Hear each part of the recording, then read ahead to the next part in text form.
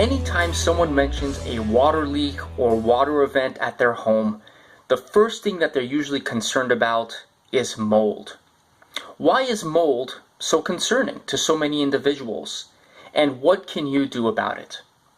Well, before we get into that, be sure to subscribe to our YouTube channel and also give us a like here on Facebook if you like this material. So why is mold so concerning for so many? Well, simply because it can be toxic. Now, mold is a fungus, and it releases spores into the air that, when breathed in, can cause a negative reaction within a person. It can make them sick. Now, most people are usually concerned about a mold called Stachybotrys, or otherwise known as toxic black mold, which is more commonly seen in houses when surfaces are left wet. Now, people can have a very negative reaction to it. They can become unbelievably sick when breathing in spores from that mold. Now, most people are typically worried about mold developing in their home from some type of a water event, and also the corresponding potential health effects that may occur because of that, and of course the integrity of the property as well. Having a water event is definitely concerning. So if you experience one, whether that be from a toilet that overflows, a dishwasher that leaks, a water heater that's leaking, try to clean it up as quickly as possible. Be sure to shut the water off as well to that source, whether it be using the valve that's located next to the toilet or above the water heater, or if you don't have one there, go out to the street if need be and shut the water off to the house. You want to stop the flow of water from going in and damaging the home any further. Then, of course, try to do your best and dry up the surfaces. Now, if it's minor, you shouldn't have too much of an issue.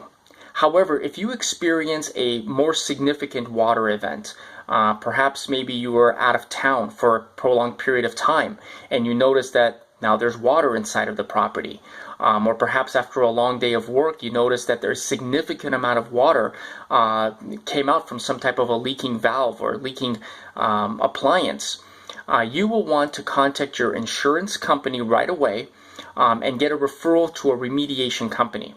Now, if you're a renter in a property, you will want to go ahead and contact your property manager as quickly as possible so that they can in turn send someone out to address the situation and begin the dry out process.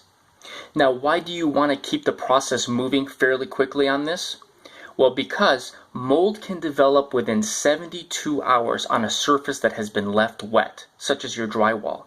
So, getting the dry out process started right away is crucial.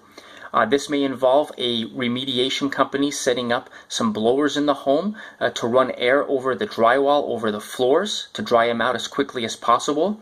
It may also, depending on how extensive the water damage is, require them to start cutting out some drywall. Drywall that cannot be dried out, that may not be salvaged anymore.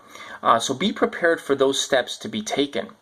Now, if you do notice that perhaps mold is starting to grow somewhere in the property, perhaps after you were gone from the home for an extended period of time, then you will definitely want to get a mold remediation company involved, and that's something you will want to mention to the insurance company and also or to your property manager if you're a renter, and let them know how long you think that the water has been around, so that they can then in turn send out the appropriate vendor to assess it.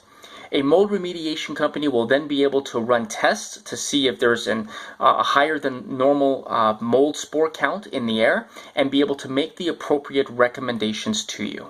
So those are the steps that you will want to take in the event that you do have a water event or you notice that there's mold developing in a property. Now, is there anything that you can do to prevent a water event from occurring and the damage that results from it? Well, there are a few practical steps. One, you will want to complete repairs to anything that's not working correctly as quickly as possible.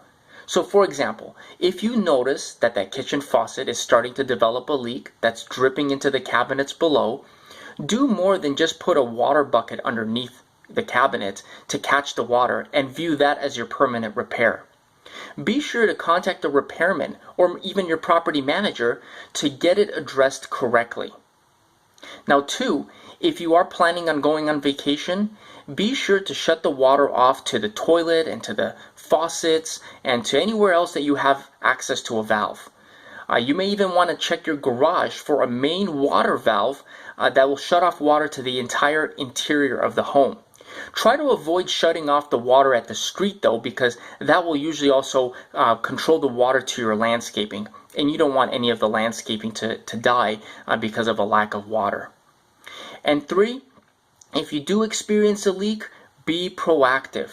Time is of the essence. So be sure to contact your property manager if you're renting your home, or contact your insurance company and a remediation company as quickly as possible. Now, for other helpful how-to videos, subscribe to our YouTube channel and give us a like here on Facebook. Thanks for watching.